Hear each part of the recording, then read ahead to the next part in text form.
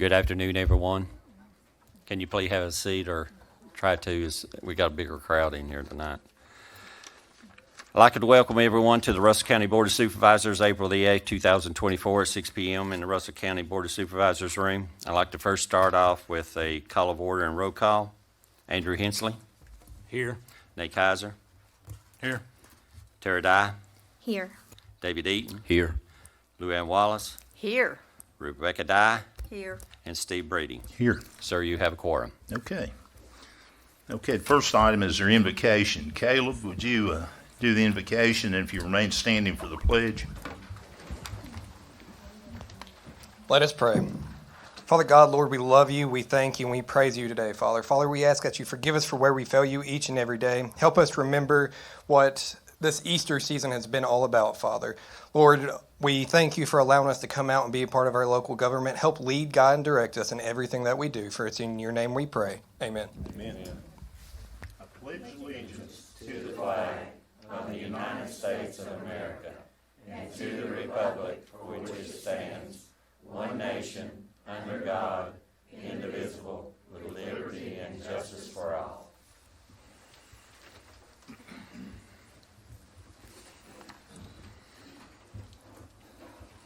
If everybody's had an opportunity to look at the agenda, I'll entertain a motion to approve the agenda, or if you need things added to the agenda, please let me know.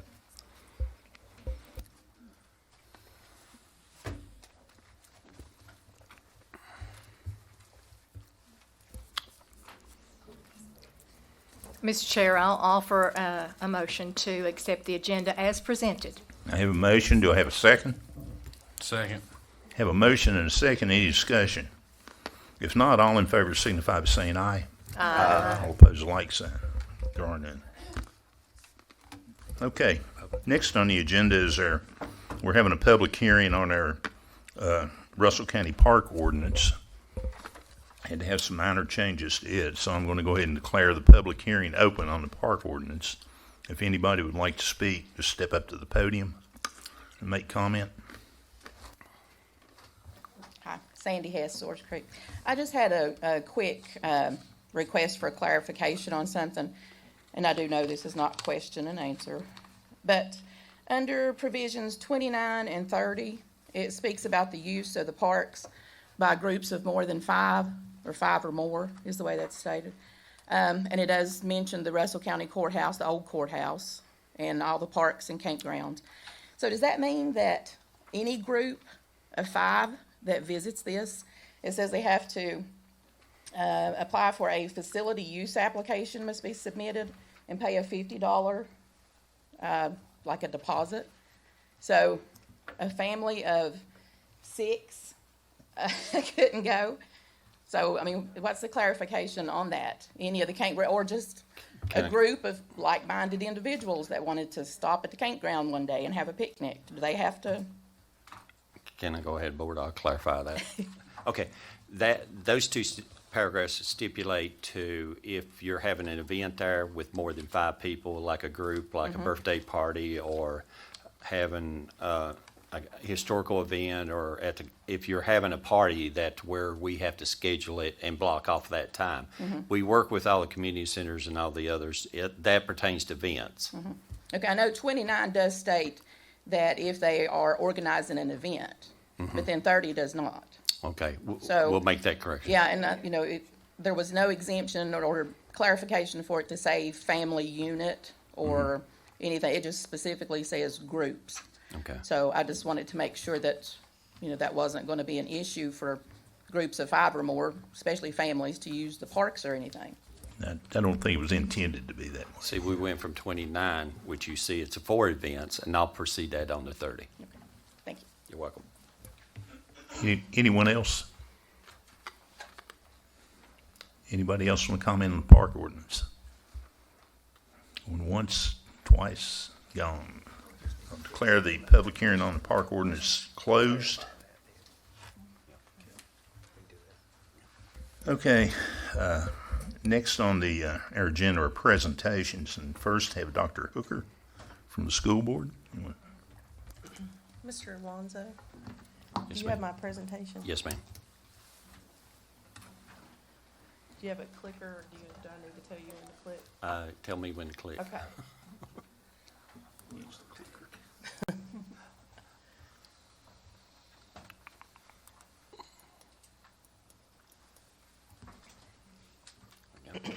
Go ahead and click. Mr. Chair and the members of the board, thank you for allowing me to speak before you today on the Russell County Public Schools fiscal year 2025 budget. Our budget was built on the enrollment of 100 students, which is slightly lower than the current year. You can go ahead and click.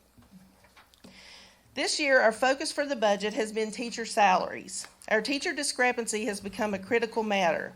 This matter directly impacts the quality of education in our community. Just in the last 2 years, we have lost 51 teachers to neighboring higher-paying counties.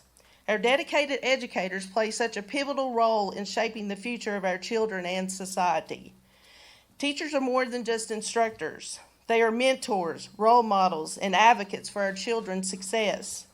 They invest countless hours in planning lessons, grading assignments, and supporting students both academically and emotionally. They invest their time, expertise, and passion into nurturing young minds and preparing them for success. However, the current compensation levels for our teachers do not adequately reflect the invaluable contributions they make to our community. As the cost of living continues to rise, it is imperative that we recognize the financial challenges our educators face. As a matter of fact, we have many teachers who hold down multiple jobs to make ends meet. They are coaches, bus drivers, custodians, or they work a job outside the school system. By providing competitive and equitable salary packages, we can attract and retain highly qualified teachers who are essential for maintaining educational excellence. Competitive salaries will boost morale, job satisfaction, and overall retention rates among educators, which ultimately benefits students and the entire school division. As I said to you back in October when I met with you, this problem did not happen overnight, and we certainly realize that it's not going to get fixed overnight. However, we must realize that insufficient salaries can lead to burnout, high turnover rates that we've already seen, and ultimately a decline in the quality of education our students receive. By addressing this concern now, we can demonstrate our commitment to the well-being of both our educators and our students. On this slide that you see here, we have completely reworked the teacher salary. As you can see, last year's starting salary was around $36,000. This year we put it up to $42,000, and then we have it stepped down to 30 years. Also, given all the support scales, an increase of 3% and increased part-time from $13 to $13.50. I've also included a slide for the Virginia and Region 7 rank of salaries. We are last or next to last in all the categories. You can see this information in detail in the folder I have given you. This information came from the 2023-24 Virginia Education Association. And I really wish that you all would look at that so you can see how low we are, both in Region 7 and the state. Other budget considerations, we have transportation needs, of course. 3 buses are needed to replace current inventory that is over 20 years old. And then our fleet progression will continue this year with replacing a few high-mileage vehicles.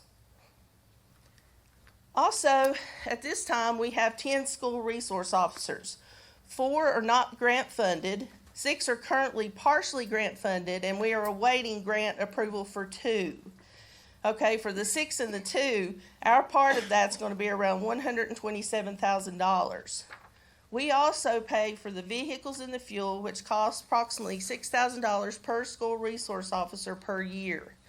We provide them computers and printers, and then also when they go to training, we pay for the officers that come in and take their place in the school while they're at training.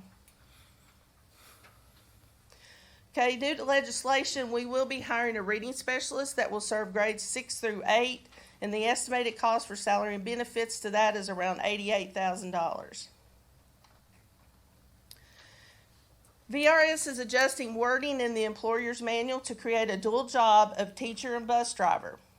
This would allow the bus driver's salary to be included in the teacher's VRS salary.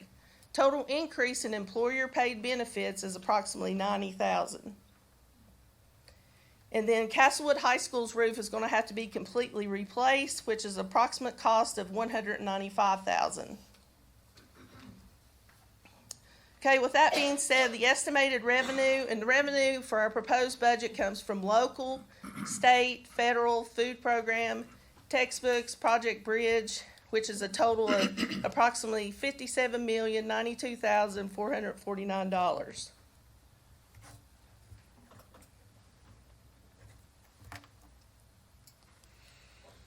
And our estimated expenses with the new budget additions, our expenses come from general fund, food program, textbooks, Project Bridge, which comes up with a total of $58,232,002.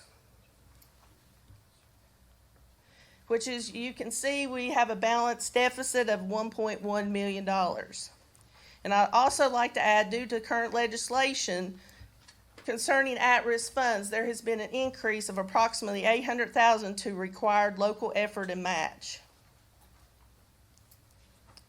In closing, I want to make clear that all employees know that they are vital for our schools to be successful. You cannot have one without the other. Collaboration among all of us is essential for the success of our division. The new proposal salary scale will only put us up a few spots compared regionally and to the state, but it is a huge, huge start to something that has needed to be done for a while now. We understand that the lottery money can be used for the public education, and we hope that you will consider this and other options that will allow us to balance our budget. I want to thank Mr. Breeding, Mr. Eaton, and Mr. Lester, which were a part of the budget committee that we have worked with for the last several months. Both boards have been very supportive, and I appreciate everything that everybody's done through this process. Thank you again for your time and consideration, but together, let's prioritize our teachers and ensure they receive the compensation that they deserve. Thank you. Thank you, Kim.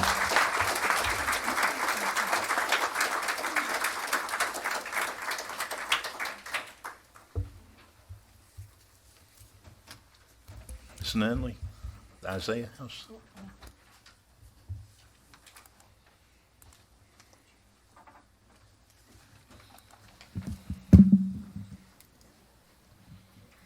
Good evening. Thank you so much for having me today. I'm excited to talk to you all about Isaiah 117 House. I'm the expansion coordinator for Russell County. My name is Acacia Nunley. Our goal is to change the way that foster care begins. I want to share with you our current statistics for Russell County. There are 76 children in the foster care system, less than 10 foster families, which obviously we're not meeting the need. When a child is removed from their home, they have to wait for placement at the Department of Social Services. Sometimes they spend hours, sometimes they spend days in the department with no bed, no bath. They're often very hungry, dirty, exhausted, and they have little to no possessions when they come to the department. Take a slide. So we asked the question, what if there was a home, instead of a Department of Social Services to house children, what if there was a home where children can go to in the meantime while they wait for their secure foster placement? Our mission at Isaiah 117 House is to provide that home for children awaiting their placement, and our mission is to reduce trauma, lighten the load, and ease the transition. We reduce trauma by creating a safe and loving environment with certified volunteers to provide meals, baths, clothing, etc. for a child awaiting placement. We lighten the load by creating a fully equipped working environment for DSS caseworkers, printers, office space, a secure place to make phone calls, and they're always in sightline of the child in their care. We provide also loving emotional support for our DSS caseworkers, as well as meals, snacks, and anything they need to help them do their job well. Ease the transition into foster care. Supporting foster families is one of our top missions. As children are placed into secure foster families, they often come with nothing to their name. So our goal is to send them with 5 to 7 new outfits and anything that they might need, like twin beds, car seats, formula, diapers, meals, etc. This makes it easier for our foster families to say yes, and with more local foster families, our children are less likely to have to leave our county and go to other counties. This will reduce their trauma as well because they won't be changing schools and leaving the only homes that they've ever known. So what will it take for us to say, not our kids, not our community? Here are some fast facts about Isaiah 117 House. There are 54 locations and 22 open homes. Yesterday, we kicked off the 54th location here in Russell County. We had our kickoff. It was extremely successful. We're very pleased with our turnout. And now we're going into our 6 months of raising awareness. During this time, we want to visit every organization that will hear us speak about this cause and partner with us as we bring it to our county. We have a land donation currently, and we're so thankful for that. We're in the process of working toward closing. We've got our appraisal and our survey done.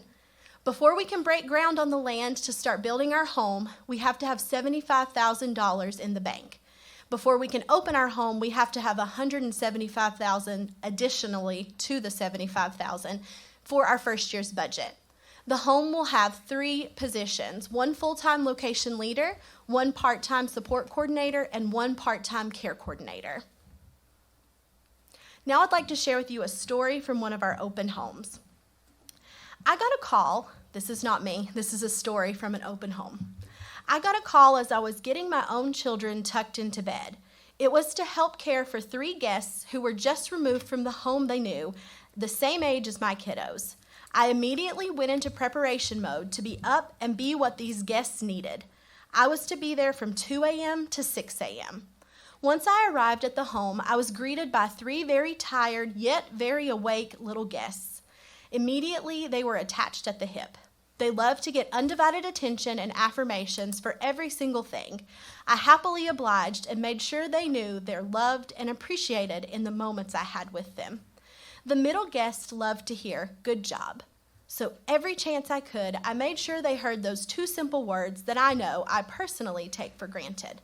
They wanted to camp out and sleep in a well-lit room. Without this home, their night could have been a lot harder. They may have not felt the love they received because of the Isaiah 117 house. I'm so appreciative of this home and being able to serve our guests while showing them unconditional love for the time that they are here. Love, you're not alone. So we would like to ask you all to join us and our whole community, and here's how you can do that. Join us for our next expansion meeting on April the 20th. We talk about tangible ways and actionable steps we can take in our community to bring this house right where it needs to be. You can set an alarm on your phone for 117 and pray with us every day. We believe in the power of corporate prayer.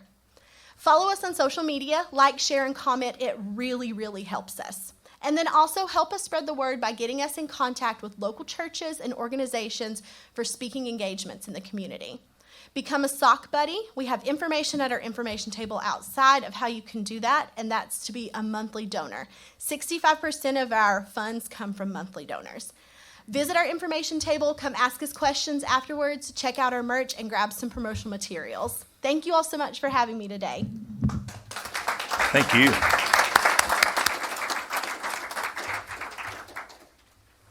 Matt? Good evening. For those of you on the board who don't know me, my name is Matthew Boyd. I am the newest planner over at the Cumberland Plateau, and I'll try to keep what I have tonight brief. We are trying to get under contract from DHCD for the Tiller Trailer Park Waterline Extension Project. And in your packets, you should have a couple documents in here that just needs the board's signature. That should be an anti-displacement policy, business and employment plan, fair housing certification, non-discrimination policy, 504 grievance procedure, interagency agreement, admin agreement, and prior authorization of costs. If anyone on the board needs an explanation of what those documents are, what they contain, please let me know.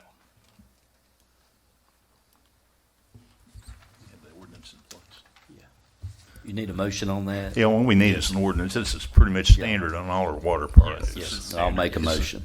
Okay, I have a Second. motion to authorize these documents. Second. Second by Tara. Any discussion? If not, all in favor signify by saying aye. Aye. Any opposed, like sign? There are none. Thank you. Okay, Sharon Dixon.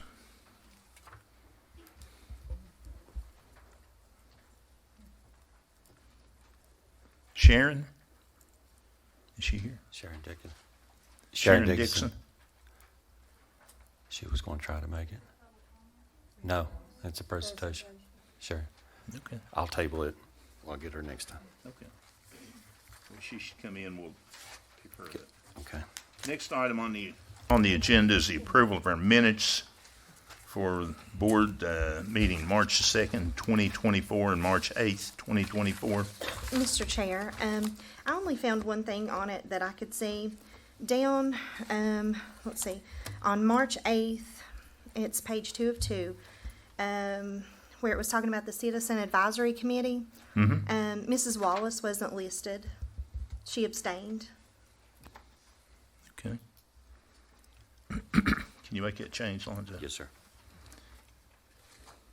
Any other changes? Can I'll we make a approve it? motion to accept both and approve minutes Can we now approve each with those together, changes. or we have to do them separate? Terry? You can do it. You can together. Yeah. A lot with the Your change. motion was to approve With the those change. together, correct? Okay. With the change. Okay. With the changes. All right, I need a second. Second. Any discussion? All in favor signify by saying aye. Aye. All opposed, like sign. Okay, we're good. Now we have the approval of our expenditures. If you've had an opportunity to look at those, I'll entertain a motion that we approve those expenditures. I'll make a motion to pay the bills. Have a motion. Need a second. Second. Motion and a second. Any discussion? If not, all in favor signify by saying aye. Aye. All opposed, like sign. There are none.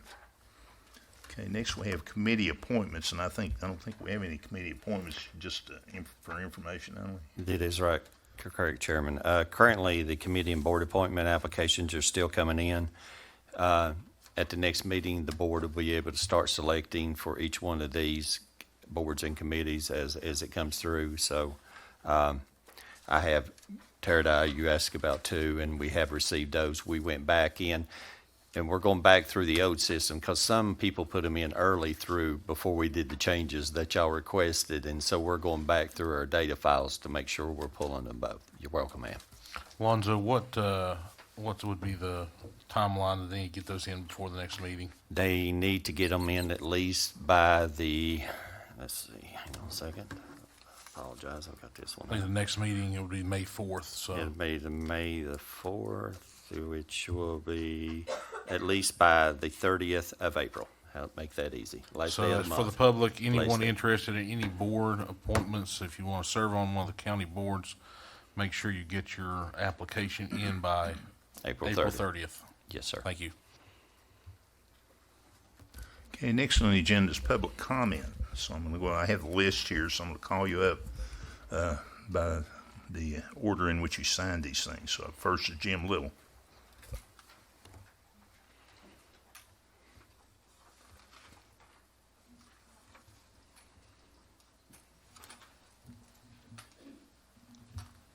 Jim Little, 1660 Copper Ridge Road, District 1 there. Mr. Hensley. Call him Andrew any other time. As all the turmoil has gone on, some of it justified, some of it not, with the actions on the Moss 3, with other things that have gone on. I'm not going to speak on that. People more well educated than I am on that subject. But what I want to speak on is the lack of decorum and respect from both sides of the aisle that I've witnessed. You know, here in the country in Russell County, we put in a lot of time. We teach our children to respect, and even if we disagree on subjects. And I'm afraid that right now we're seeing on both sides some verbal assaults that become personal, I think that has no place here. We can agree to disagree and move on without making personal attacks. I think that maybe I'm from the old school too much, but I think the Christian way, I think that the proper etiquette is to show respect. We may not agree with these individuals setting up here. I don't agree with a lot of what goes on up there, but they're elected officials, and I believe we're called to show respect to them. Okay, but by the same token, that respect goes both ways. And I think when someone appears before that, to speak in a condescending fashion is not acceptable either. So what I beg this county is to come together a little bit more. We're going to disagree. This Moss 3 issue is very emotional. There's no doubt about that. It's emotional to me. I had family in the mines there, immediate family. Very emotional for some that are sitting on the board up here for that. Definitely emotional for a lot out here. But that doesn't mean we lose our respect for each other. That being said, one other thing is what our children and grandchildren see. I happen to know of history classes and civics classes that view this proceeding right here and do evaluations on it. And is this what we want our students to see? Is this what we want our kids to see? It's the behavior that goes on here. There are times I'm downright ashamed on both sides of the aisle to even be from Russell County. You know, I lived up north. I went to college in Baltimore, lived outside of D.C. in Prince William County for years, was in the service for years. I feel like I'm back in Northern Virginia again sometimes. Mr. Kilgore's laughing on that one. Yeah, that's good. But seriously, you know, the behavior that's going on, I just call everyone to maybe extend an olive branch a little bit. I'm not asking you to give up on your principles and thoughts. I'm just asking you to be civil and disciplined towards each other. Thank you for your time. Thank you, Jim. Sandy Hess? She's good for the Okay. ordinance. Yep. Josh Burgess?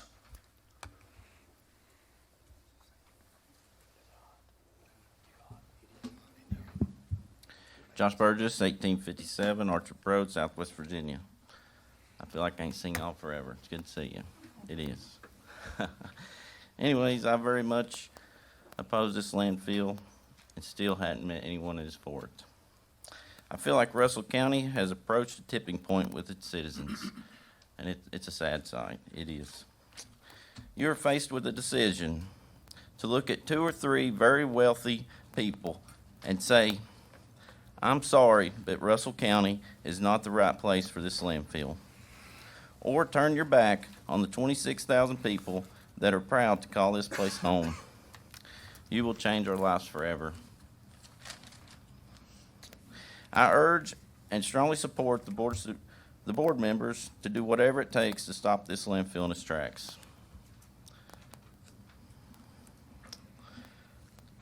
And that's all I got to say. Thank you. Thank you, Josh. Amy Branson?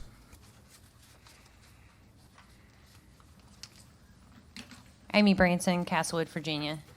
First, I want to sincerely thank the board members who are opposing the landfill. And I can't imagine the pressure that you're facing, but I have to admire your courage and your independence to stand up and make your own decisions for the health and welfare of our citizens. The more I've worked on the Moss 3 landfill, the more similarities between it and the opioid crisis that we are all living through that I see. Short-term windfall financial gain for a few, while the rest of us are left to clean up the mess. Our area has a rich history, but some of that history is tragic in how the citizens of Appalachia are taken advantage of. As a pharmacist, I have firsthand experience of the opioid epidemic and how it's stunted our growth and prosperity in Appalachia. Addiction knows no economic class, no race, and no gender. It grabs hold and it doesn't let go until you're in jail or worse. In our county, it's part of the reason that we have difficulty in having so many foster children and not enough homes for them. The opioid crisis is another example of a for-profit company coming to Appalachia with snake oil promises of a cure, an opioid that doesn't cause addiction, and treats the pain of our hardworking friends and neighbors while making the pharmacy manufacturer rich beyond their wildest dreams and crushing the dreams of our friends and neighbors. We wanted that cure so badly that we did not think for ourselves, and we swallowed the lies like so many swallowed the pills. The companies had scientists and drug reps all proclaiming how safe that the opioids were, a modern painkiller with no side effects. Where are those scientists and drug reps now? We are smart, kind, driven, hardworking, and so many more positive things. We can and should think for ourselves. We are not against all landfills, just landfills that stand a high probability of being an environmental and economic disaster for our community. We should do our own thorough investigation of these landfill promises, and we should insist on having data before deals, like hydrology and geology studies. We should not proceed haphazardly with nothing more than promises of cash and engineering workarounds held together at best with duct tape and paper clips.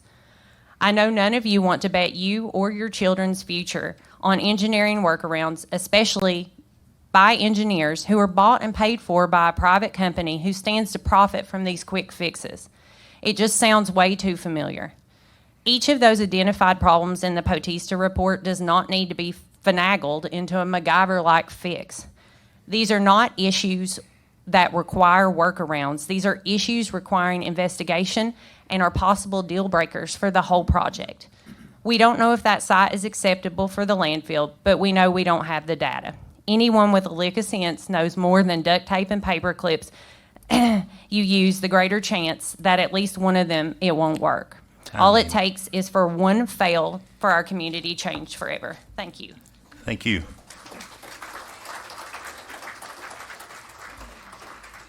Dr. Jess Jones. Hello, my name is Dr. Jess Jones.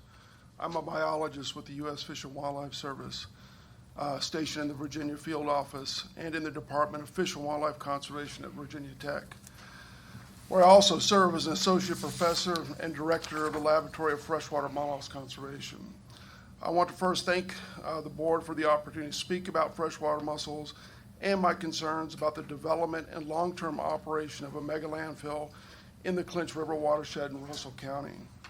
I've been working with freshwater mussels in the Clinch, the Powell, the Holston Rivers in a scientific and conservation capacity since 1994, primarily to restore mussel populations to these rivers with the aim of making their populations larger and less endangered. As you may be aware, freshwater mussels are one of the most endangered groups of animals in the country, with 24 endangered mussel species known just from the Clinch River, which is widely considered the highest concentration of freshwater endangered species anywhere in the United States. In fact, the Clinch River in Virginia and Tennessee is the last stronghold and home for many of these endangered mussels on the entire planet. The section of river in Russell County is especially important, as many mussel species are being restored here by the Virginia Department of Wildlife Resources, Virginia Tech, U.S. Fish and Wildlife Service, and the Nature Conservancy. Why do mussels matter? The millions of mussels of some 45 species living in the Clinch River are filter feeders, filtering the water every day to make it cleaner for people using the river, and they're part of the web of life, helping sustain other plants and animals in Russell County. The site of the proposed landfill is in the Dumps Creek watershed, which is a direct tributary to the Clinch, entering the river at Carbo, Virginia. Because the landfill site is only a few miles away from the river, concerns about impacts to mussels are real, as endangered mussels and one endangered fish are known to occur in the river immediately downstream of the Dumps Creek confluence. I am concerned that if the landfill is developed in an operation for many years, there's the potential for a large spill or a chronic leakage of pollution from the site to surface water and groundwater pathways that ultimately could enter the nearby Clinch River where the mussels live. If pollution is of sufficient toxicity and magnitude, it could harm the mussels, their fish host, and habitat, and perhaps even kill them.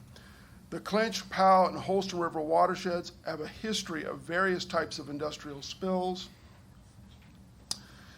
Even at Carbo in the late 1960s and early 1970s, 2 major spills occurred at that time period. Hence, concerns over the potential impacts from spills in the Clinch River are real. In closing, the biodiversity of the Clinch River is akin to a coral reef. It is a place that teems with life, but is also one of the last homes for many of the species that live there. The river, mountains, and land of Russell County provide a sense of pride for the people who live there and has helped sustain them for generations. Thus, protecting the Clinch River and its surrounding landscape is a primary concern for them and the conservation community. And finally, if the board is interested in additional questions on the Endangered Species or the Endangered Species Act, I'd love to contact there with our Southwestern Virginia Field Office. Thank you for the time. Yep. Thank you, Dr. Jones.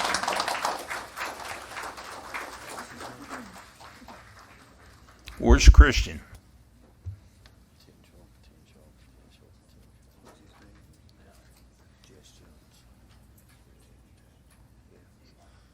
Good afternoon, board and public. My name is Oris Christian. I reside in the big city section of Russell County. First off, I want to let the general public know and the board that I'm still in strong opposition to any landfill here in Russell County that would allow trash from other counties and other states to come here and be dumped. I cannot see a positive thing on that. Next, your board members have eliminated this road safety committee because you're feeding the people that came and this, and that, and the other. To me, they have been a big plus for Russell County reporting drainage being, stream pipes being stopped up, potholes. A lot of people complain to me about hitting these potholes and knocking those vehicles out of line, and that's not a cheap thing to have realigned. So I think we need to reconsider that road safety committee being put back into session and to be a service to the citizens of Russell County. And next, y'all cut these things out, different committee to save money. Let me make this suggestion. Hey, 7 is on the board. You make at least $600 a month. That's $4,200. Why don't you cut your pay down to $50 or $75 like these other committee people that you cut out, you complained about, and that would save the county a pretty good chunk of money per month. $4,200 minus 7 be $3,500 that you might have saved the taxpayers of Russell County. Think about that. Thank you. Thank you, Oris. Betty Dickinson.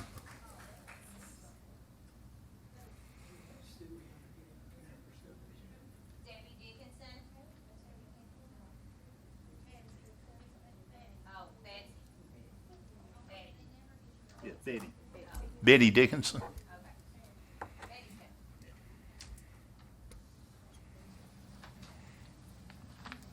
Betty Dickinson, Hurls Valley Road, Castlewood.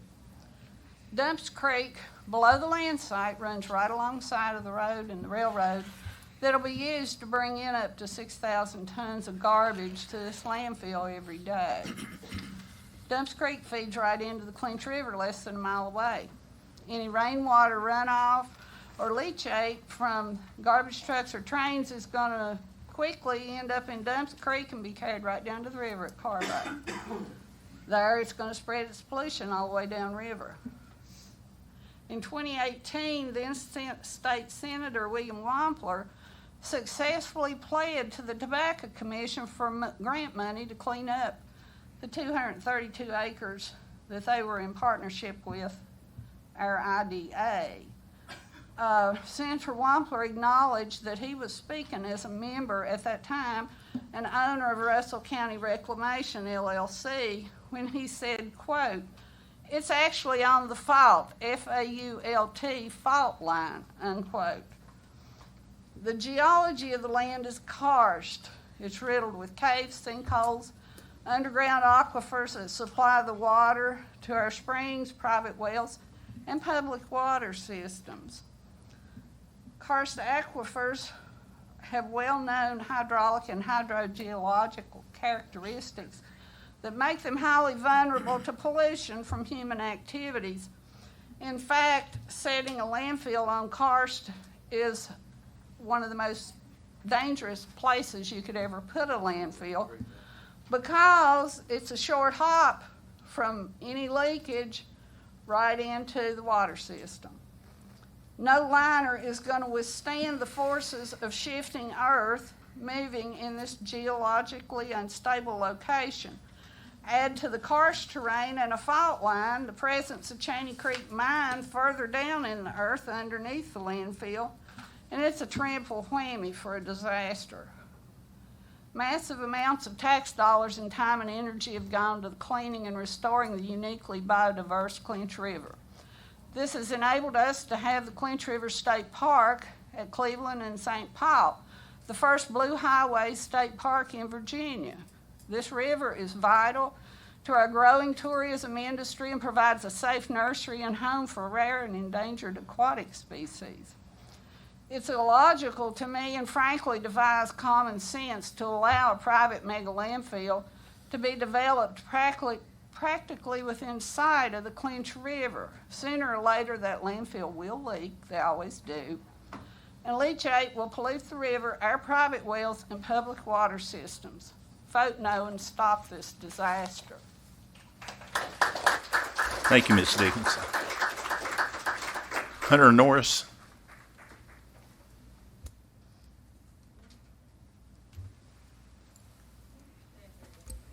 Hunter Norris.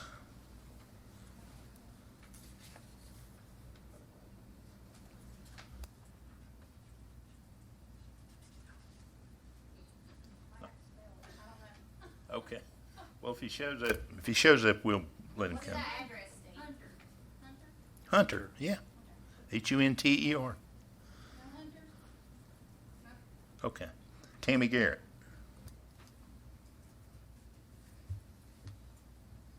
No Tammy's here. There she is. Good evening and thank you all. I'm Tammy Garrett from Lebanon, Virginia. First of all, some takeaways from our public hearing.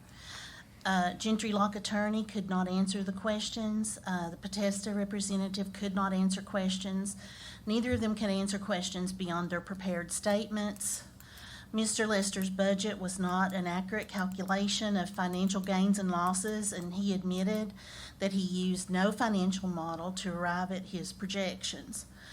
Mr. Breeding's comment regarding the 200-year geomembrane liner was misleading and probably inaccurate. I have researched those liners, and from an EPA study, this is a quote, "Examination of both laboratory and field data indicate the projected service lives of HDPE geomembranes may range from many centuries to less than a decade, depending on the material and the exposure conditions." Another study by Ian Peggs regarding HDPE liners, he concluded at the end of this research, "We delude ourselves if we think we have the ultimate solution to waste containment and disposal using HDPE geomembranes." So they are not foolproof. They are not guaranteed to last hundreds of years. Some of the studies that I saw indicated that they could last 15 to 20 years. So it all depends on conditions. Of course, no liner has been tested hundreds of years. They've not been in existence that long. So we really don't have enough studies to know. We know that train cars full of trash will be sitting near homes in the proposed IDA businesses, if they actually materialize, for who knows how long to be unloaded. So there appears to be many concerns that were not clarified during the public informational hearing. It also appears that those of us who are opposed to the landfill must present scientific proof of harm of a landfill. However, the Board of Supervisor members and the county administrators are able to just say that DEQ and the lawyers can answer the questions, thus avoiding accountability for their statements or for their decisions now and in the future. We can prove 24/7 that landfills have been harmful for every community that they've been located in, and that they have caused a multitude of problems. Russell County voters will hold you accountable for this decision. We are expecting, we are demanding that you who work for the people, that we voted for you. We demand that you listen to us and vote no on any matter pertaining to a landfill moving forward in our county. Thank you. Thank you, Tammy.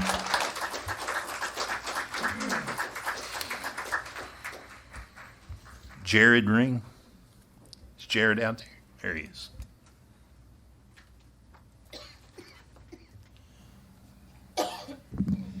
Good evening, Jared Ring, Castlewood, Calvary Baptist Road. Since we last met, I've been doing case studies on dozens of other landfills and their host agreements, the circumstances around them, how it worked out afterwards. Often enough, the story's the same. The developers go into the poorest counties they can find, usually when county governments are in debt, and they promise wealth. They usually include veiled threats of litigation too, so it's a pretty standard playbook. And that's an argument I have to tell you I'm sick of too. In what sane world does a developer get to threaten a local government into changing their own ordinances so they can do a project? There's been a lot of talk about good faith negotiation, but any negotiation in good faith, or how can any negotiation be in good faith when veiled threats of lawsuits hang over it? I'd also like to address the argument of, well, it's got to go somewhere. I mean, the fate of global consumerism isn't going to be decided in Russell County, and we owe people outside this county, and especially in cities, nothing. I'm here to tell y'all, I don't think this is half the deal after looking at these other landfills and how it turned out for their local governments that it's been framed to y'all as. Seldom did the local governments I looked at get the deal they thought they were going to get or the wealth they were promised. And these were places, too, that had established industries and healthy economies somewhat. Unlike us, whose primary industry will become waste disposal if this happens. And it also puts us in a position, well, I'll get to that in a moment. But I really have to question the fiscal policies that got us into a situation like this to begin with. I mean, how much debt has the county accrued since last time we met? Something that really sticks out to me from a conversation I had with a county administrator at another Virginia landfill is I don't know what we would do without that extra $1 million in our budget. And the reason that that sticks out in my mind is if the county does manage to get the money from this, what happens when the landfill closes and we no longer have that money in our budget after a decade of having it budgeted in? I mean, it really just shifts it on to the next generation of board members. But it pushes the problem of shrinking tax base and few generations forward to the next. Sorry, I can't talk this evening, y'all. But I'd also like to remind you that all landfill liners do have a lifespan. It's not a question of if it will fail and release the liquids that are sequestered in the trash that can't be pumped out. It's a question of when, because they do have a lifespan, as Ms. Garrett pointed out earlier. And that's usually right before the bond expires for most of these developers. Jerry, do you have time? Okay. One final thing. Nearly half of the federal Superfund sites are landfills, and the number of those that are modern lined landfills is not zero. Thank you, Jerry. Tim Wallace. Tim.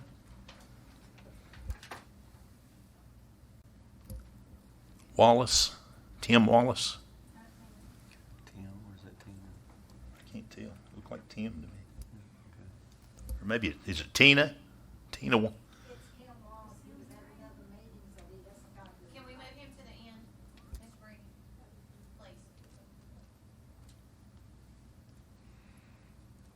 Kim Fife.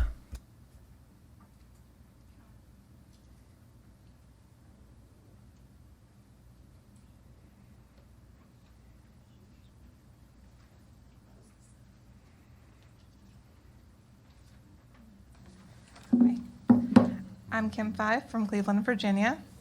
I just want to take a minute to thank all the volunteers, sponsors, and participants in Solidarity Fest. Despite some cold weather, we managed to raise over $3,000 to help with the opposition to the landfill. More billboards are coming. I would also like to thank all those who opposed the landfill project, who are tirelessly working behind the scenes. Our Facebook group has grown to over 3,100 people. In addition to the UMWA, our landfill opposing allies now include the International Brotherhood of Teamsters Warehouse Employee Union number 322 and the Western Virginia Area Labor Federation. I am here as an elected representative from CWA Local 2204. I do have a letter. I believe you guys received it from our president, and it states, "In unity and solidarity, the members, retirees, and officers of Communication Workers of America Local 2204 stand in alliance with those fighting with the proposed Moss 3 landfill in Russell County. There is no equality without solidarity. There is no justice without this social movement. The landfill is, this land is rich in Union history and is memorialized as a sacred turning point in the 1989 Pittston coal strike. It is also the historical location that bore Camp Solidarity and the Daughters of Mother Jones. We stand proud with all those unified members of humanity as they fight back to say no to the Moss 3 proposed landfill. In unity, there will always be strength." Signed, Chuck Simpson, President Local 2204. We have also got a letter from the Western Virginia Labor Federation and Western Virginia Coalition of Labor Union Women. It says, "To the officers and members of the Labor Federation and CLU, stand in unity with all those fighting the proposed Moss 3 landfill. An inquiry to one is an injury to all. The Moss 3 area and surrounding acreage is sacred land, as it is the location of enshrined a turning point in the 1989 Pittston coal strike. It is as well helped to solidify Camp Solidarity and the Daughters of Mother Jones. We are proud to stand with those people as they march, rally, and stand in unity to fight the proposed landfill at the Moss 3 landfill. In unity, there will always be solidarity." Thank you. Thank you, Kim.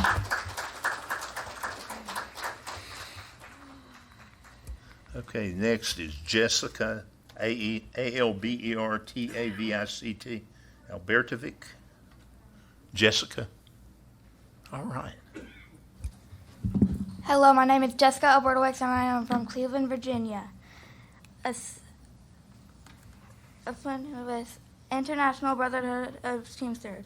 To whom it may concern, recently Teamsters Local 322 was informed of a very disturbing development, one which threatens to undermine and dissolve a proud, noble history earned through courage, hard labor, grit, and sacrifice. The event that I am speaking of is a misguided attempt to convert the historic Moss 3 work site located in Clinchville, Virginia, to an untremendous landfill. On this hollowed site, members of the United Mine Workers of America valiantly stood and asserted themselves against economic injustice and worker exploitation. Little did they know that in 35 years, the location of Pittston coal would be under siege by certain entities.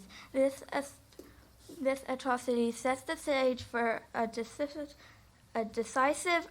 eradication of a crucial component of local history. For this reason, it is imperative that prudent steps are taken to preserve worker history, for which it has ironclad bond to American history. Anything to the contrary is morally irresponsible. Teamsters Local 322 stands proudly with our fellow union siblings in the fight to protect this historically significant location. Sincerely, Brian Payton. Thank you. Thank you, Jessica. R.D. Sneed. R.D.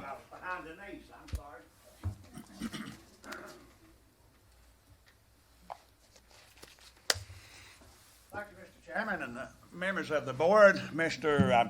Lester and Mr. Kilgore, I want to echo and second this gentleman's comments. You gave me my lead-in tonight, but I want to make a real quick point. The Board of Supervisors, you are the captain of this ship with regard to landfill and many other matters. Mr. Lester, he works at the direction of you guys. Mr. Kilgore's legal obligation, he can correct me if I'm wrong, is to the Board of Supervisors. He technically represents your body, the entity, and his legal obligation is not to us, the citizens. That's your guys' obligation. And I think sometimes there's a lot of mix-up about that, so I want to make that clear. One thing, I enjoyed being in Cleveland this weekend. I was there for the Solidarity Fest and Friday evening and all day Saturday. If you like music, you missed a lot of good music. But I found it ironic. I couldn't get out hardly maybe 1 out of 10 times on a cell phone, text or whatever. And then I got to thinking about that, and I said, where's this cell service in down here? And it's about the store at the foot of the mountain.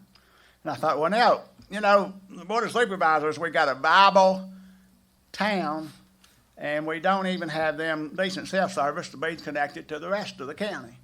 And I just can't believe that we'd be talking about dumping a landfill on them. We won't even get them cell service. You guys got some power. I would ask that you use that to get the cell service in. Secondly, I'm also, and I'm trying to look into this, and I apologize for having to be so blunt tonight, but I don't have any choice as I see it. I understand that the Cleveland made an application for solid waste funds, and somehow it's blocked. I don't have all the details yet, but I'm comfortable enough to say application didn't get through. Now, what makes me wonder about that is, you know, there's going to have to be a solid waste facility at this landfill, God forbid it goes in. And so it makes me wonder what's going on here with regard to the solid waste. I'm going to dig into it some more. But if that's the case, you know, I ain't happy about it. It's not good. I also am really aggravated that my friend Charles Edmonds has been removed from the Planning Commission. I didn't find this out till yesterday or so.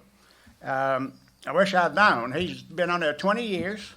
He's had some health problems, but there's nothing wrong with his mind. He's a deep thinker. And, you know, Charlie, I think he may have written to you already. If not, he's going to. But I talked to him, and he wants one thing corrected in the minutes. Supposedly he was removed for one reason. He hadn't gotten training. Well, I said he was a 20-year man. He got training when he first came on, some 20 years ago. All right, so he would like to get that corrected in the minutes. Also, I understand another reason was to save $100 a month. And I'm sorry, he's worth more than $100 a month. And I think we made a mistake there. And I wish you all would take that into account. I'd rather pay the $100 a month than to lose a 20-year man. Sorry? Time. 3 minutes. Well, I didn't get much done. You talked a lot, R.D. Thank you, R.D. Jackie Hackney. She's in here. Dr. Jackie Hackney, Belfast, Virginia. This is a continuum of what Dr. Branson had started earlier, so hopefully I can get through it in the time frame. By the way, ex-Russell County teacher, making $31,000 with 2 master's degrees. Left for greener pastures. Bristol started accepting waste in 1998, and in April of 2022, an independent expert panel was convened to find solutions for the stinking problem that Bristol had become. In the panel's final report, they found at least 2 major engineering workabouts that did not work over time: sidewalls and leachate pumps. We keep hearing from the TRC experts that Bristol was unique and didn't even consider it the same situation. Well, Bristol was a modern landfill with a liner, per the expert panel report. The same exact liner system presented back to us in January. That was leak-proof by TRC. Maybe TRC was nervous and had a senior moment during the presentation to us, which seems a little hard to believe, since he worked on the landfill design. The panel also found groundwater in Bristol that contained benzene above actionable levels. The panel believes that the benzene is likely being derived from the waste mass, indicating an internal source. However, The panel did not have sufficient data to determine the mechanism of the benzene. This further suggests a low rate of leachate collection from the landfill through the collection system and mixing of the leachate with groundwater. Lots of fancy words to say it's leaking without saying it's leaking. Seems we have had similar words on the opioids' addictive properties. We have to ask ourselves how many engineering workarounds will be required at Moss 3, given the soil's potential fault lines, high water tables, and potential underground voids. Don't know for sure. What I am sure of is that it'll take a buttload of duct tape and paper clips to get this thing permitted. In closing, we would like to once again thank the Board of Supervisors who are standing up for their citizens' health and welfare to oppose the landfill. Thank you. Thank you, Jay. That's it. That finishes the list of people that asked to speak. So I'm going to declare public comment closed, and we'll get on with the rest of the agenda here.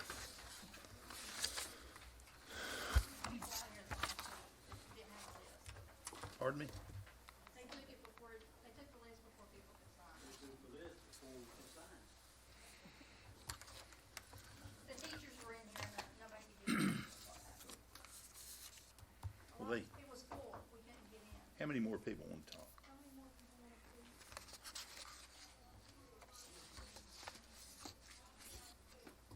About 3.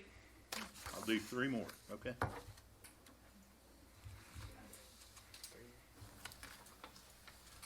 Good evening, Board. My name is Gary Hughes. I live at Swords Creek, Virginia, and I drink Clinch River water. So I have some kind of a stake in this. Russell County Reclamation's top consultant said the Bristol landfill should not have been approved because of water. And this Moss 3 site has way more water than Rock Quarry. We've got all those voids and stuff in the mine. I talked to a man that worked for them. They mined one seam, and it was on a slope, and they pumped thousands of gallons of water a day out of that mine just so they could get the coal. So we know there's all kinds of water there. There's also the possibility of stacking of trash on the initial sales, so they could build higher if they want to. Some landfills I have seen about have 5 different liners on the bottom, each a different material. Do you know for sure that the 30-acre pad is solid and not been mined under? Has anybody done any testing, core drilling? No answer? Sir, we don't answer questions during public comment, but that'll be a part of the permitting process. There'll be extensive studies All right. to do that. Also, I've got one more thing. When you mine and you pull back, you call it retreat mining. Most of the pillars are removed, so there is little holding up the mountain. Thank you very much. Thank you, sir.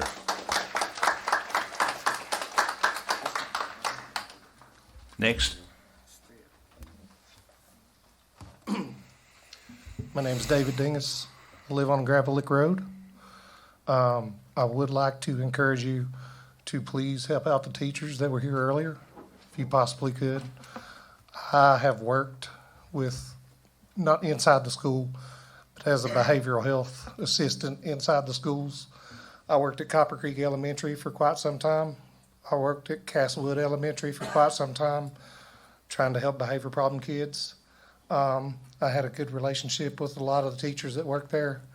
Those teachers work hard.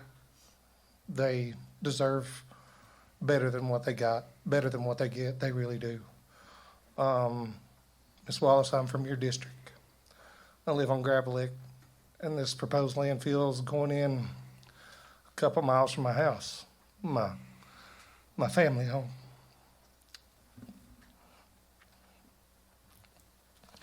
My dad's a union coal miner. He's sitting in the next room. And the house I live in is all I got. I got a well. The county's never. It took you guys nearly 40 years to pave our road. No water lines come up to my residence, no sewer. What I got is a well. And if that well goes, I'm sunk. I don't make the kind of money that I can just up and leave. This is my home. I got a little girl that's being treated by St. Jude for a medical condition right now. And I don't want you to put in something that could possibly cause that to get worse. I really don't. I've lived my whole life in this county. I've tried to do everything that I can to help people in this county. I'm still do everything that I can to try to help people in this county. To this day, I do. I don't have much. I don't want to lose my home. And I want you guys to please think about that. I grew up on Gravel Lick. My grandmother lived in Cleveland, right up River Road. It's the first swing bridge that you come to when you go up River Road. And not long ago, when a flood came, it brought up some sewage. Some sewage got in the river. It shut everything down. Nobody could get into the river. And we're gonna put in a landfill. We can't even secure sewers that are there. This is something I want you guys to please consider. And I realize that, there a lot's been said about respect and emotions run high, and my emotions run high too. And it's hard to not feel disrespected, to have been a lifelong resident of this county, to have your father and your parents bring you up and dedicate their lives to working in this county, to have, all of a sudden be faced with losing your home or having to move because you don't want your kid to be sick. And somebody said it best earlier, for the board members that are opposing it, I thank you from the bottom of my heart. I appreciate you. Please stand on that, and please remember to look out for us. Thank you, sir.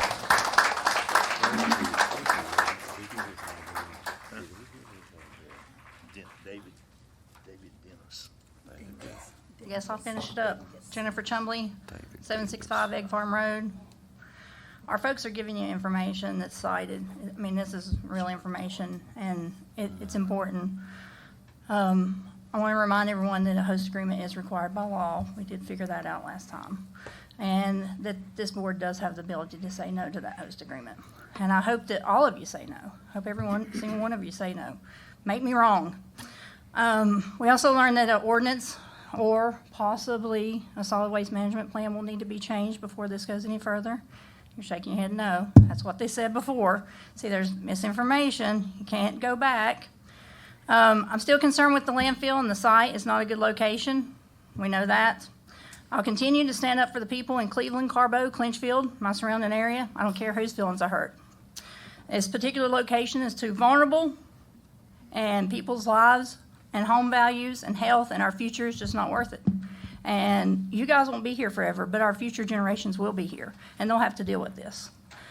We can hold off this landfill for at least 8 years. This is not the solution to Russell County's issues. This is not the solution to your budget. This is not the saving grace. We have some brilliant folks here telling you that there is ways to work around this. We can find a way, but this is not gonna, y'all may not even be here by the time this landfill goes in. So you're gonna make a decision on something that you may not even be here to see to fruition. We all know the location is where our wildlife live. We know that we have moved trash dumps for that location because of the bears and the wildlife getting into them before. So what makes us think this will be any different? What makes us think this is going to change that location in any way to put a big fence around it? I mean, I got fences around my farm and don't keep them out of there. You can put the biggest fence around it. They'll still get in it at some point, and they're still going to take trash out of that location. The bears, the raccoons, the birds, the buzzards that roost on that ridge, that entire ridge, mountains. So I'm going to keep it short and sweet. I'm going to ask that you please say no to the host agreement. And if that is the case, Lonzo, then we're gonna need more information on why this doesn't need to be changed now. Thank you. Thanks, Jennifer. That'll close public comment. Okay. I don't think we have any constitutional officers here, do we? Nope. Okay. County attorney request? Nothing? All right, Mr. Lester, it's up to you. Let me get all this stuff straight. Thank you, Chairman. First thing on the county administrator request is, of course, the Russell County bylaws. We're still looking at the updates on that to make sure that we have changed the dates of the meetings and also the our format that we're looking at. I've got some of the changes in. I would just want to remind somebody to do a last minute look at it, and we'll have that approved at the next board for, things that y'all want to look at for comments, et cetera. So,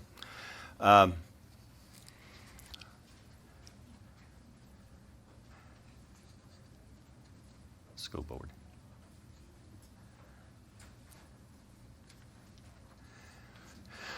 Next on the county administrator request reports is of course, as mentioned before, the Road County Road Reporting System, as y'all have seen, the ones that have come through us and has been conveyed on to VDOT to look at these issues on a continuous basis. Also, along with ours, and is in the reports that you'll see, is the VDOT monthly road report. As you see in there, that has a complete activity request that has been completed, activities that are planned, rural rustics, and of course the roads and the routes they're looking at and projects for that. So that's for y'all's review. Next on the county administrator request, the first one up is the Russell County calendar year 2024 tax rate and public hearing notice. So as y'all know, that as part of the parliamentary, we polled the board to keep the tax rates the same. The Commissioner of Revenue and the Treasurer wants to proceed at the current tax rates.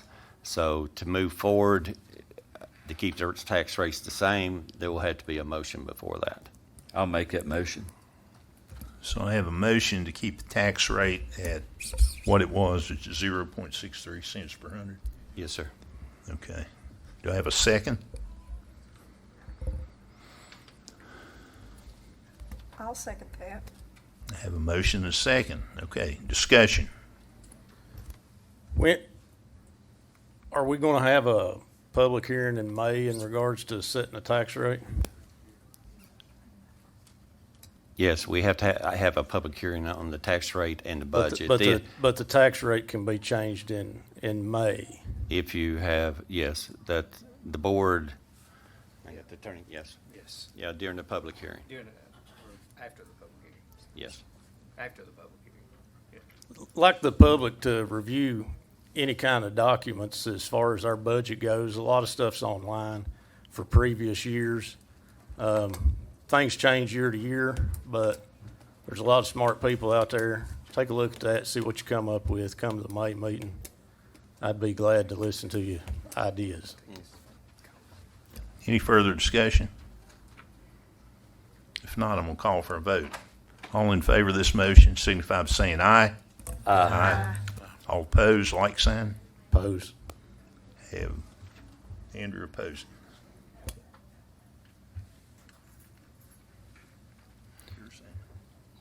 Next on the county administrator request is, of course, the pure salmon request. This is a VDOT resolution and a request for a commercial grant for commercial interest development.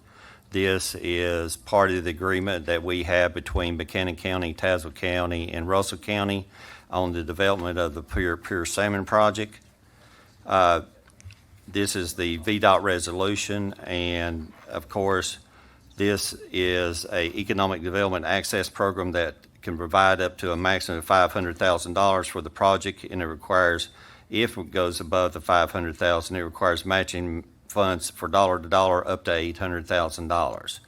This is the route itself, commercial curb and guttering, and the road in there. It's into the facility itself as a commercial entrance. I need a motion for approval on the resolution. I'll make that motion. I have a motion to approve this resolution. To have a second. Second.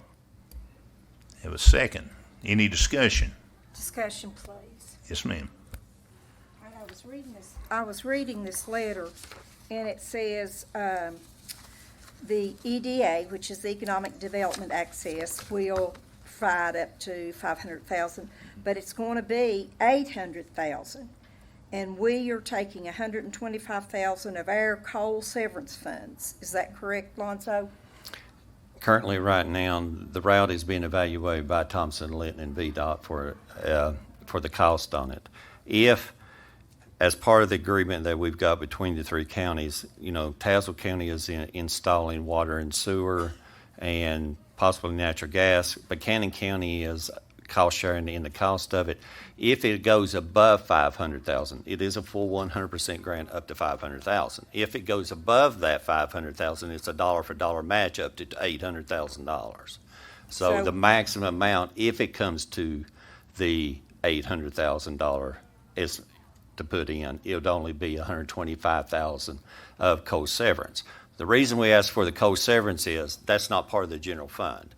That's not coming out of the taxpayers' dollars. Those things are dedicated to road and restricted only to road building. So that's why we ask for it to be coming out of that fund. Will we need to give an additional money because it'll still be short? I mean, it won't be. Where will the other come from? VDOT gives a match dollar for dollar up to it, and so up to VDOT will match that $125,000 for us. Yes. Okay, up to $150. Actually, they put the wrong amount in there. It's actually up to $150 each. That still doesn't get you to 800,000 plus. Well, he said VDOT will match that 150. If we put in 150, 150 of ours and the 150 VDOT match. Gotcha. It goes to 8. I've got 175 short. The 125 was changed to 150, so I apologize if you got any reason. Okay. Yeah, so there's where the numbers are coming in. Yes, thank you. What's Buchanan County's responsibility during this project? In the project that was agreed by the Board of Supervisors, it's a three-way share, the same way than three equal shares. Well, not three equal shares. The host counties get we get 35% of the revenue that's from it. And Tazewell County does too. But we're talking about the cost of this road. Does Buchanan and Tazewell, will they put in on the cost of this road? Yes, ma'am. Us, as Russell County, we are the financial fiduciary. So what revenue that will come out of it, whatever benefits or performance agreements that we give to Pure Salmon at the front, based off their machine and tool, the real estate and personal property, we've got an estimate of what we're going to clear on revenue after we pay the bills. Those bills, that cost will come equally out of our revenue, and then the remaining net will be shared equally across us for the remaining of the year. Yes. Everybody clear on that? It's mud. I'm going to call for a vote. All Okay, in favor of this? one more thing. I'm sorry, Mr. Yes, Chair. ma'am. I've found my note. There are timelines on this thing. So are we going to meet those timelines? And if we don't, what happens with that? Because there's 90 days here, 6 months there. Mm-hmm. It takes us, if you do the math, And like one- I do, which is kind of fuzzy, but it gets us back to March of next year. Yes, it does. And that was one of our concerns when we met with them. We actually have a meeting with the developers, the VDOT, the state agencies, the financing, and the legislators on April the 11th. We actually got a meeting tomorrow. Yes. To lock some of these timelines down. Yes. We were always concerned because the project was on, it was off, it was on. When did it you was meet off. with them? We met with them approximately about 2 weeks ago. But you're going to meet again? Yes, tomorrow. Okay. Yep. That's not tomorrow. No, it's the 11th. The 11th. Yes. Yes. Sorry. Yes. And I was looking in their letter, it says, Economic Access Road project because Russell County must apply for the funding. So we have to apply for the 500,000? What we do on a EDA grant is because the facility in the commercial entrance is in the jurisdiction of Russell County. Yes. If it was sitting in Tazewell, they'd be applying. And in turn, Tazewell applied for all the money to bring the water and sewer in there. Yes, right? yes. And do you expect it to be taken into the highway system You've seen in the VDOT letter, it is going to be brought into the system. if we do it By according VDOT. to VDOT standards? Well, one of the agreements is, and that's why we've got VDOT at the table, it's going to be designed to VDOT specifications. That way, when it's completed, we'll be able to move it into the system. Thank you. Anything further? If not, I'm going to call for a vote. All in favor of this motion signify by saying aye. Aye. All opposed, like sign. I'm not opposing, but I just want to abstain till I get Okay. some more information. I'm not opposing it 6-4 at all. and 1 abstention. 6-4. Rebecca abstained. Okay. Next on the county administrator request is the Cumberland Plateau Regional Waste Management Authority Solid Waste User and Manpower Agreement. Whew, that's a mouthful.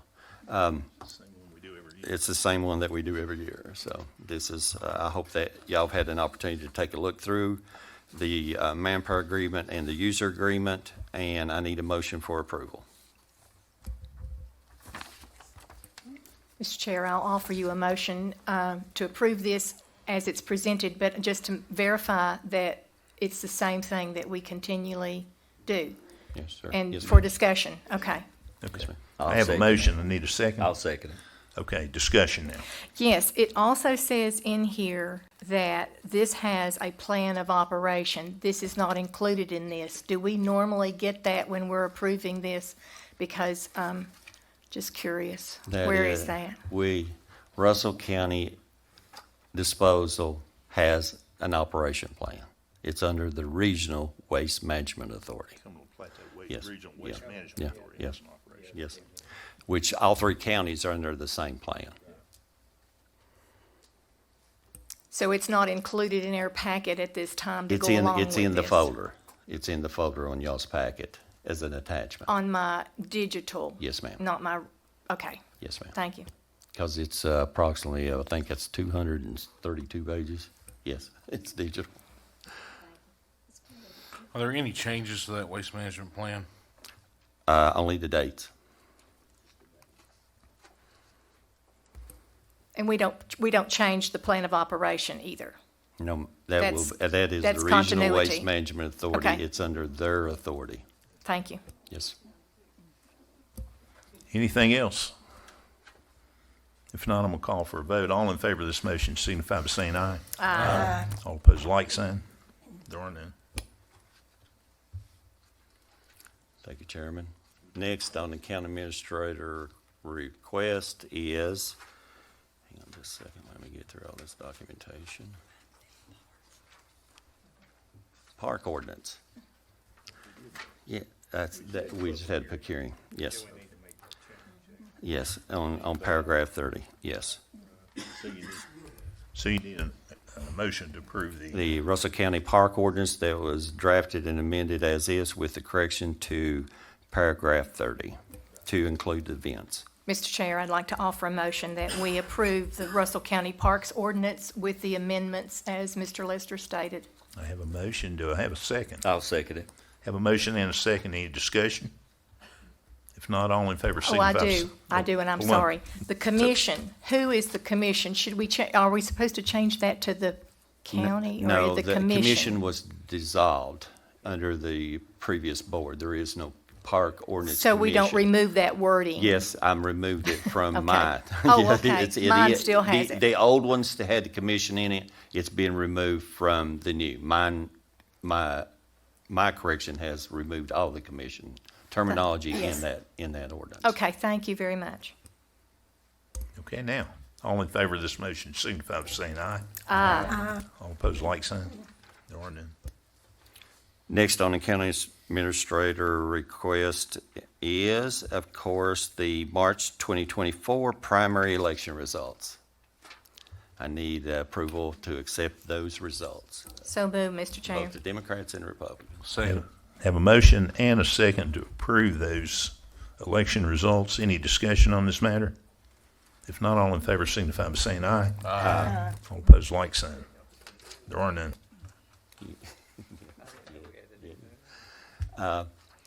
Next, right behind it is the Russell County Electoral Board ICE scanner tabulator, and this is the security requirements that's mandated by the General Assembly.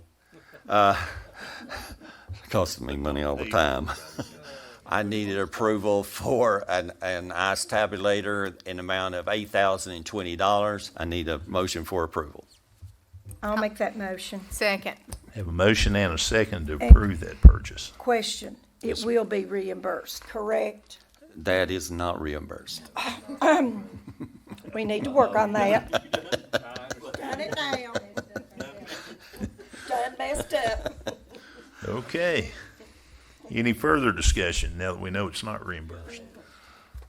All in favor of this motion signify by saying aye. Aye. All opposed, like sign.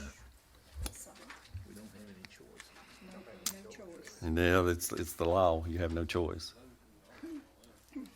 So, next on the county administrator request is, of course, the Honecker Little League. They've got a little safety issue down there with the, at the Little League field that actually is part of the softball field too. So it's a fence safety repair on both the quotes that we have got in your board packet.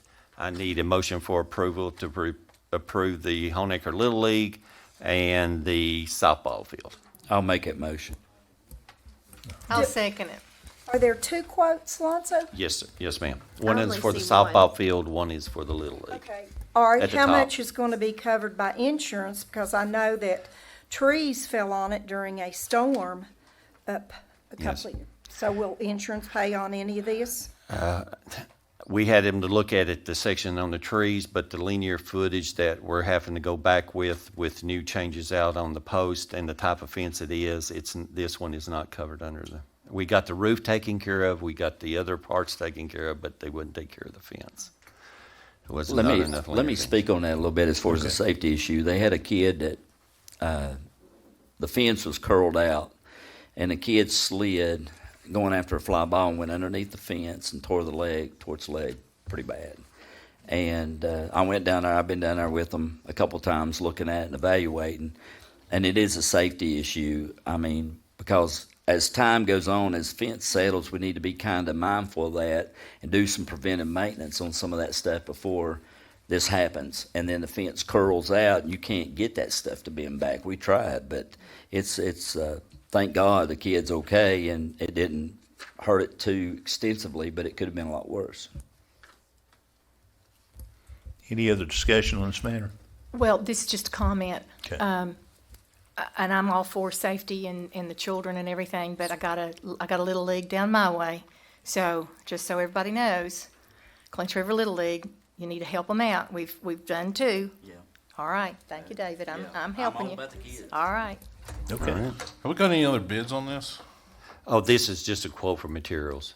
This is, yeah. The Little League is going to They're doing work the with work? it, yes. They're going to do the work. Anything further? If not, all in favor of this motion signify by saying aye. Aye. All opposed, like sign. There are none. Thank you, sir. Next on the county administrator request is another, this is a donation to the 30th annual Russell County Kids Fishing Day. Oh, wow, neat. This is, the previous years, y'all have donated $500 in the previous years, so I need approval, whatever desire. Yeah, Now, are all the, well, I mean, I know there's multiple different. that's what we was getting ready to say. That's what we was Three, getting ready to say. right? Let's just do them all three. Make sure I'm covering all three. Yes, that's what I was I'll gonna make say. a motion to give to all three. You got money. Yeah, that's it. So care to that's give for mine. all three Kids Fishing Day events, including the Cleveland, the Lebanon, and the Russell County, right? 500 each? I made a Equally motion. priced. What are you sending down to the Kids Day at St. Paul? They're hosting it on the Oxbow, which is the Russell County side. Have they ever asked you for money? No. Okay, then I'll leave it there. Okay. Have a It would- motion. I mean, if they're going to, let's. I need a second. Need a second on this motion. I'll second it. Have a motion. Any further discussion? If not, all in favor signify by saying aye. Aye. All opposed, like sign. Or none. Now, back to county business, the Russell County Planning Commission plat. Of course, y'all got a plat in your package that is a division of property. Let me pull this up. As y'all have seen, this is the plat of survey that's showing the boundary lines and the line adjustments on the Willow Spring Estates. I need approval on that plat and motion. The Planning Commission has already approved it. They approved it on March the 18th, 2024. Motion to approve. Second. Have a motion to approve and a second. Any discussion? If not, all in favor signify by saying aye. Aye. All opposed, like sign. There are none. Chairman, that concludes the county administrator reports and requests. Very good. Okay. Mr. Hensley, we'll start with you. You got anything you want to bring up, talk about? I'm good tonight, Mr. Chair. Thank you. All right, sir. Mr. Kaiser. Good. Ms. Dye. I just kind of want to echo what Andrew said about the taxes. Just look at everything and come to us with concerns. You might see something somewhere that we don't or whatever. So, also, thank you all to the ones who came out and supported Isaiah House yesterday. It was the biggest turnout for the kickoff that they had ever had.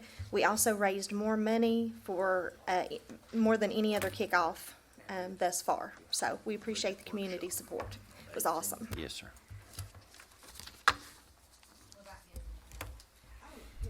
Thank you, Amy.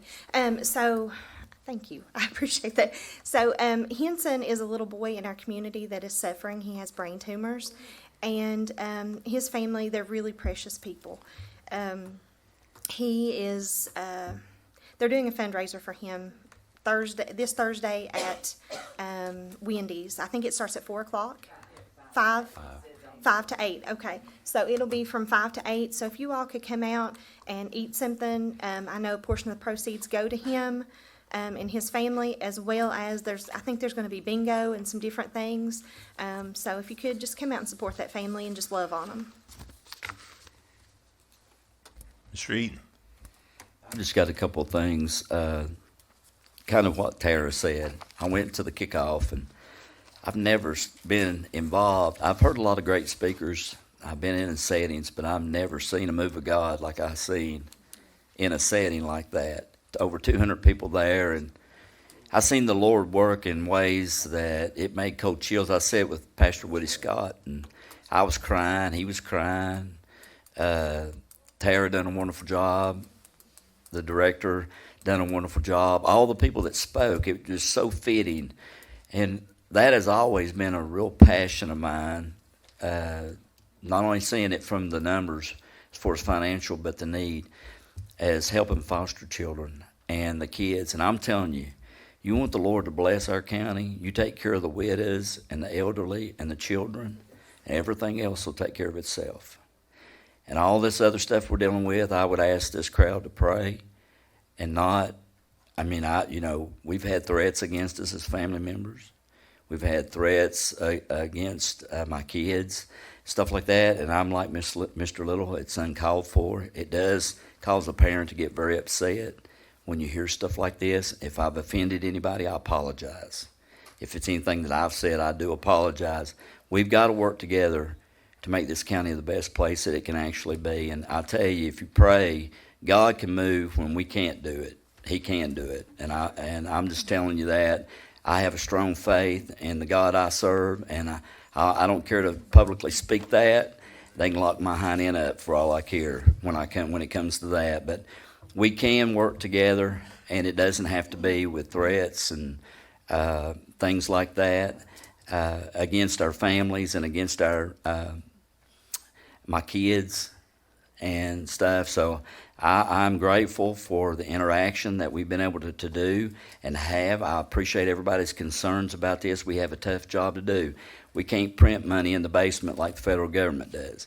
We're going to have to figure out ways and be very mindful of all the obstacles that this county faces. And this is one of them, because I served, like Nate and Andrew, I served on the Waste Management Authority, and I told them years ago, this is not going to be good, guys.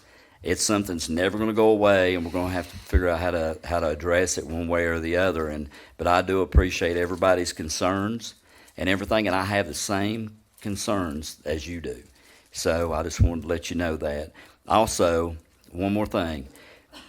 I wanted to bring it to the board's attention that in our budget meetings and our budget discussions, it's so critical that we dive into this thing to see what can be done and what can be cut and what cannot be cut. Right now, we're at a very serious situation in our county because of the escalating inflation.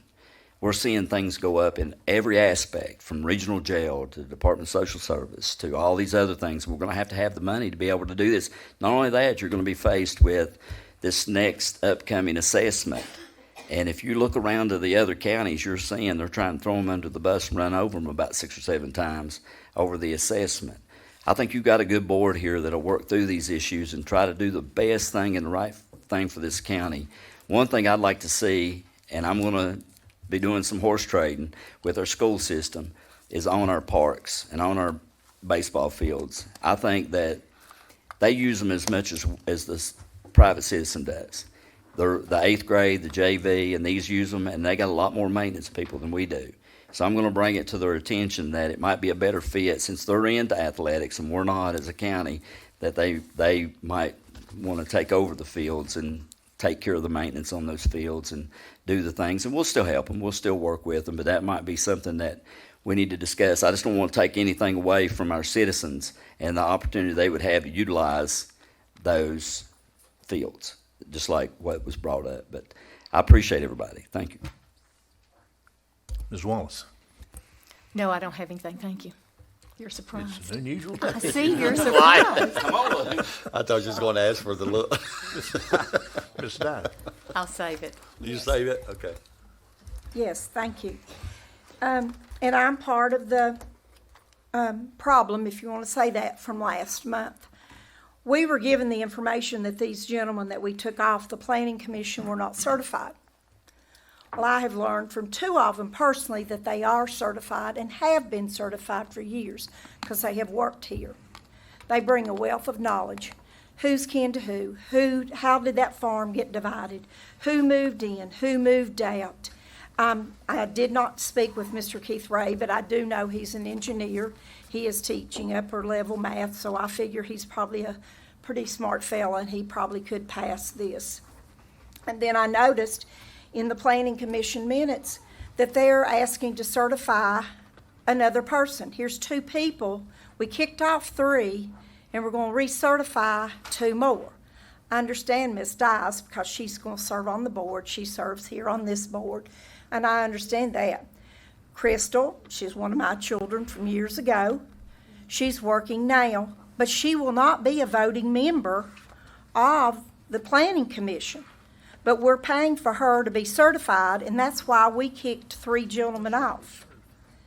So it may not go anywhere, but it's my apology to these 3 men. I'm going to make the motion that we put them back on the board because that was wrong information that was given to us. And I voted thinking that that information was correct, and it's not. I know 2 of the men are certified. So I'm making the motion that we put at least the 2 back on that I spoke with.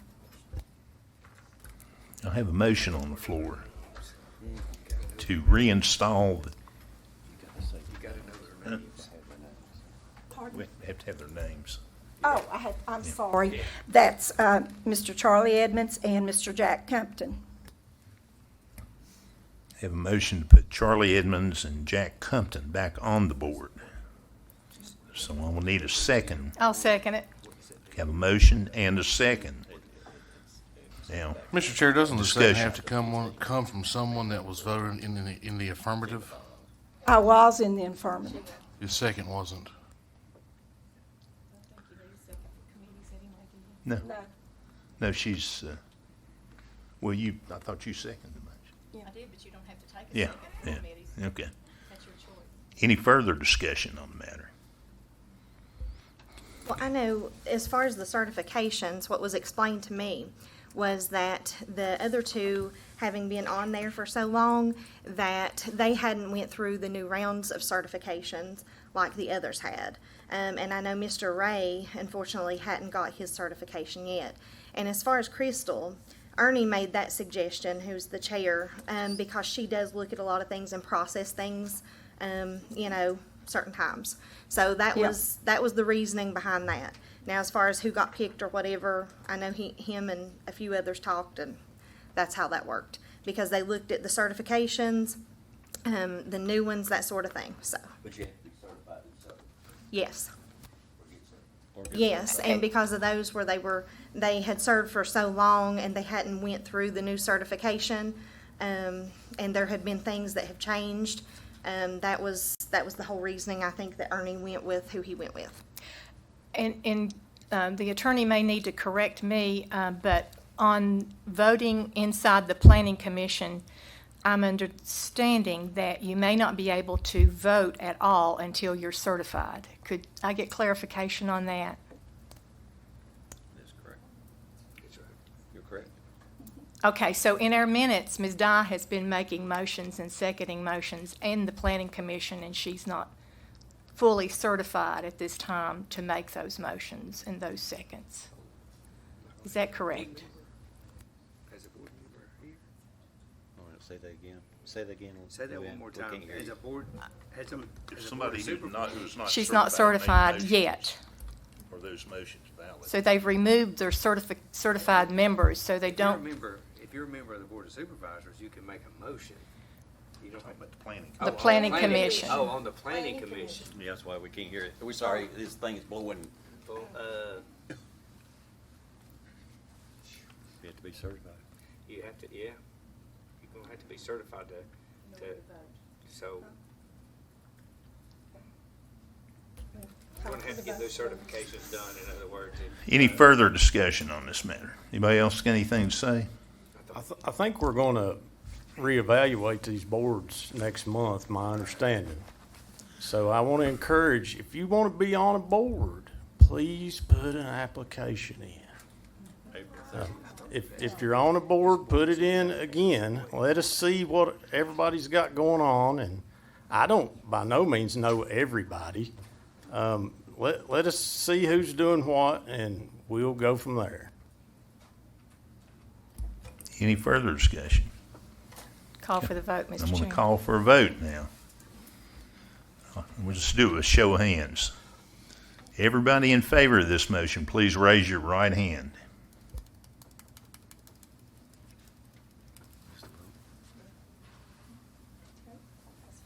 All opposed? Vote is 4-3. Motion fails.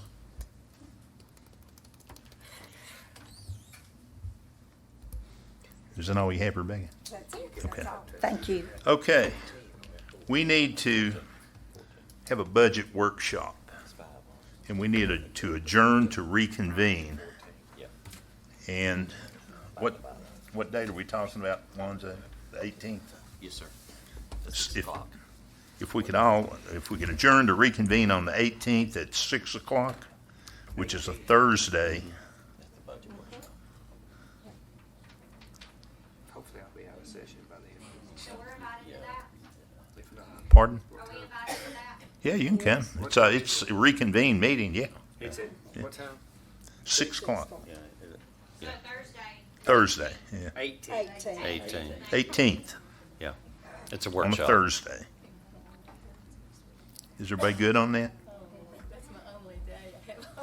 Well, always got a meeting there. So. Well, that was with intent. No, Steve, is there wouldn't any they? other It was days? lots Is there any going other on. days that would work? I've got a conflict on that day too, but Okay, good thing I didn't. if at all possible, is there another day that we can do that on? If you delay any farther than that, I can't get the 2-week notice for the public notice. How about the 17th? Let's see. It's on Wednesday. Does that I can inter- do, you can do the does that interfere with seventeenth. It just anybody's can't be church? no later than the 18th. You can do the 15th, 16th, or the 17th. See, I've got to have that 2-week Let's say public the notice. 15th or the 17th. I'm good with either one of those. How about the 17th? Because that's, I know it interferes with somebody, it's going to mess somebody's church up. But I've got the regional jail on the 16th, and then a doctor's appointment that afternoon sometime. We can do the 17th. 17th, 6 Lou. o'clock? Lou. It's a Wednesday. It's a Wednesday. That's Wednesday. 17th. Wednesday, the 17th at 6 p.m. We're going to be here. And it's a budget workshop only. It's budget workshop, yeah. Okay. I'll entertain a motion to that effect. So moved. Have a motion, do I have a second? Second. Any discussion? All in favor, signify by saying aye. Aye. Okay, we're now adjourned to reconvene.